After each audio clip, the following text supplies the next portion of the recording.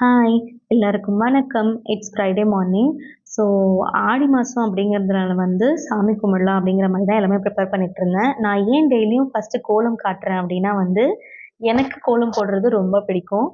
So அந்த மாரி யாருக்கெல்லாம் கோலம் போடுறது பிடிக்குமோ, அவங்களுக்கு இது ஒரு யூஸ்ஃபுல்லான வீடியோவா இருக்கும். அவங்க இதுலேருந்து கொஞ்சம் இன்ஸ்பிரேஷன் எடுத்துக்கிட்டு, அவங்க வீட்டு வாசல்ல அழகா போடுவாங்க அப்படிங்கிறதுனால தான், நானும் நெறைய யூடியூப் வீடியோஸ், நெறைய வ்ளாக்ஸ் அதெல்லாம் பார்த்து தான் ட்ரை பண்றேன்.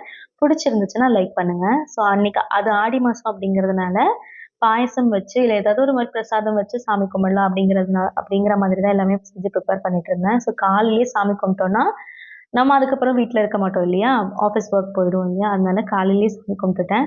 ஆ நல்லபடியா செஞ்ச பிரசாதம் வச்சு சாமி கும்பிட்டு முடிச்சாச்சு. மதியத்துக்கும், நைட்டுக்கும் சேர்த்து நான் சாம்பார் வச்சுட்டேன். ஸோ மதியத்துக்கு சாதம் வச்சு, சாம்பார் வச்சு எடுத்துட்டு போயிடலாம்.